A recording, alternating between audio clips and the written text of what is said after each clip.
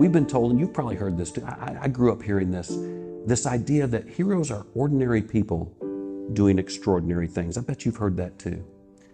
And what I've learned through this hero effect journey, from studying hundreds of companies and looking at the great performers and world-class achievers, is I think we've had it wrong. I think we've had it wrong this whole time. And where I've landed on this idea, and why this message has resonated with so many different companies, is that heroes are extraordinary people who show up every day and choose not to be ordinary. You know, I've given this speech hundreds of times, and it's never been the same. I never give the same speech twice. There's core content that is central to the message. There are principles and ideas that I share with every audience, but every speech is different, with the theme and the outcomes and the takeaways that the meeting planners and the owners and the senior leadership of these organizations, it's what they want to have happen. It's not forcing my message into their meeting, but rather tailoring my message to support their meeting. I sat down with them and I had my yellow pad out and I said, what would you like for me to talk about? They said, we're not really sure, but we want it to be different. We don't want the same old stock speech. We don't want to hear the leadership, vision, and communication stuff. We want to honor these people. They're really, really good at what they do and they work really, really hard to serve our customers. We want to remind them that what they do matters. In fact, a lot of our customers look at this group of people and they consider them to be heroes. And the hero effect is about a strategy. It's about a strategy for showing up every single day and helping people with no strings attached. It's about creating an exceptional experience for the people you serve at work and at home. It's about taking 100% responsibility for your attitude, your actions, and your results every single time. You see, heroes don't get caught up in who made the mistake or why does this circumstance exist. They focus squarely all the time on creating the best possible outcome for the people they serve. And the last thing I've learned about heroes is that they see life very differently. They see life through the lens of optimism. They see people not as they are, but as they can be. They see situations not as it is, but as it should be. Any Disney fans in the room? Disney is a magical place. It's magical because when you go there, your money disappears. And that is the magic. To tell you this story, I'm going to introduce you to my son. His name is Josh Brown. If you met him, he would tell you his name is Josh Brown. He thinks it's hyphenated, all one word. Josh has autism. We've known that since he was a little bitty guy. When he was 7 years old, he discovered Walt Disney World, and if you know anything at all about autism, you know when these kids get something on their brain, it's the only thing that exists in the whole wide world. For 2 years, this kid obsessed about Disney. They drew my boy in. They had him hook, line, and sinker. When he got to the Disney boat, they didn't need a net. The boy jumped in the boat. For 2 years, Dad, I want to go to Disney. Dad, please, please, please, please, when are we going to Disney? We waited until he was 9 years old. We wanted to make sure he could enjoy the trip and it wasn't so overwhelming for me. We packed our bags, we had our list, we took off. We got to Orlando 4 hours ahead of our luggage. Bright and early the next morning, we got up. I said, Josh Brown, where are we eating breakfast? He said, Dad, we're eating in this hotel. We're going to ease you into it. No lines, no trams. Smart boy, knows his father very well. We head out, and I'm going to make a confession to you. I told Lisa that I wouldn't work on this trip. I did not promise her that I wouldn't pay attention to what's happening at Disney. I'm in the people business. My clients are in the people business. I'm at the customer experience mecca of the entire world. I want to know, how do they do what they do? How do they draw you in and make you feel special? Create magic over and over again. How do they get so much money out of your wallet and make you feel good about it? Radar's up, I'm paying attention. Down the escalators, we get to the restaurant. Hostess greets us with a giant smile. Welcome, Brown family. We're so glad that you're here. We have a table just for you. I'm making mental notes. Giant smile, it's a brilliant way to start. Brown family, we love the sound of our own name, don't we? Table just for us, how special is that? Takes us to our table, hands us menus, takes 2 steps back and says, Brown family, may I be the first to wish you a magical day. You people.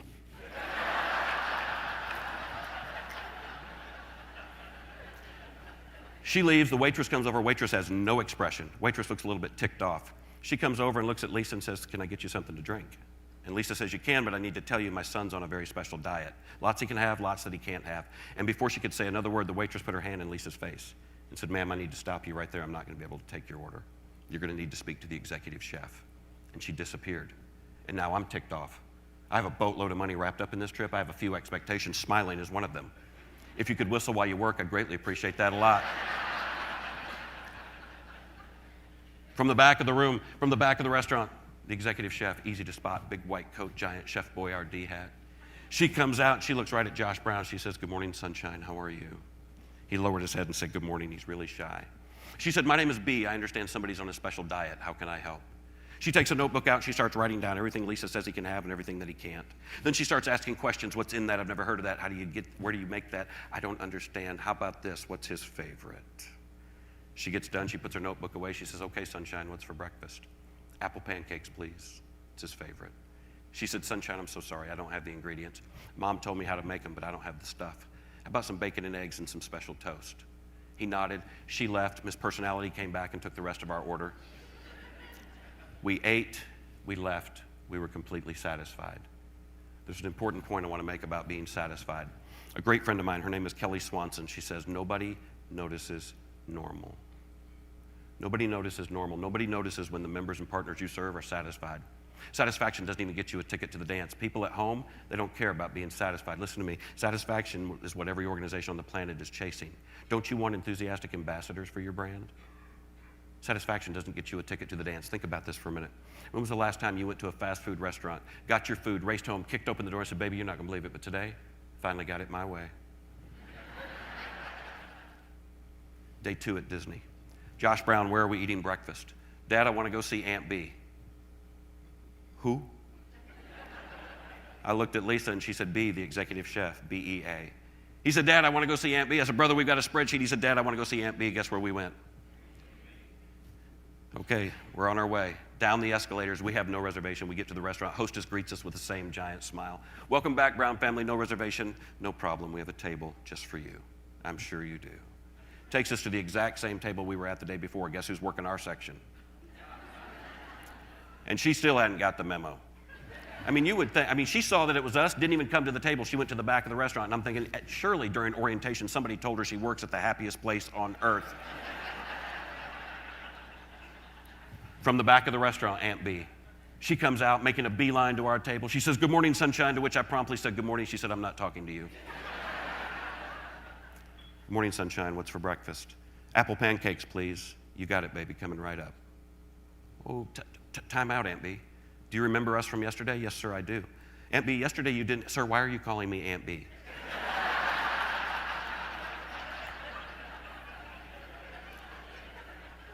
It's a fair question. "Sorry, family thing. B, yesterday you didn't have the stuff." "True. Today you do?" "Yes." "Where did you get it?" "The store." "So you sent someone to the store?" "No, sir. I stopped on my way home last night. We have them all over Florida. Anybody can go."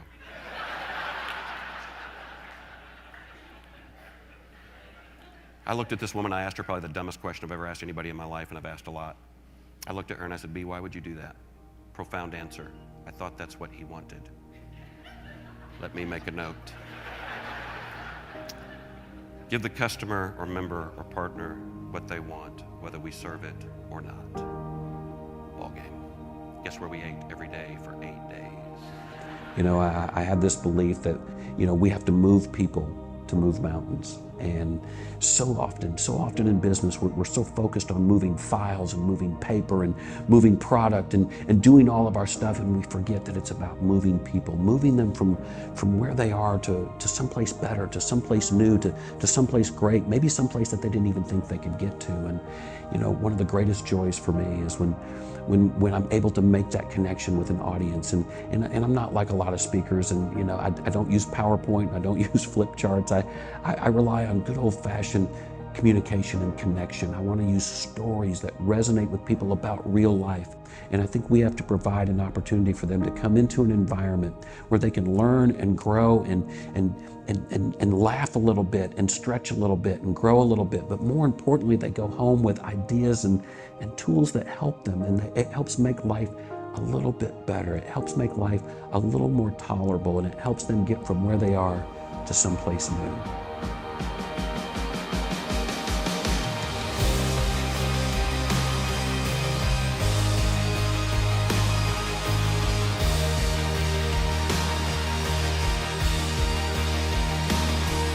One moment in time has the capacity to change everything. And what I've learned, what I came here to tell you, what I came here to share with you is this journey of a decade that I've been on. What does a hero look like? It's not ordinary people doing extraordinary things, not by a long shot. Ladies and gentlemen, heroes are extraordinary people who choose not to be ordinary. You see, what I've learned, ladies and gentlemen, is that ordinary is a choice. Do not ever let it become rote. Do not let it ever become a job. You understand that what you do changes lives in profound ways, and I encourage you to take everything that you squeezed out of this conference and go home and pour it into the people that you serve and serve with. Trust me when I tell you, I believe that's what heroes do, and you'll leave a mark on this planet that cannot be erased. Ladies and gentlemen, my name is Kevin Brown. Thank you for allowing me to be in your space. Thank you all. Thank you very much. Thank you very much.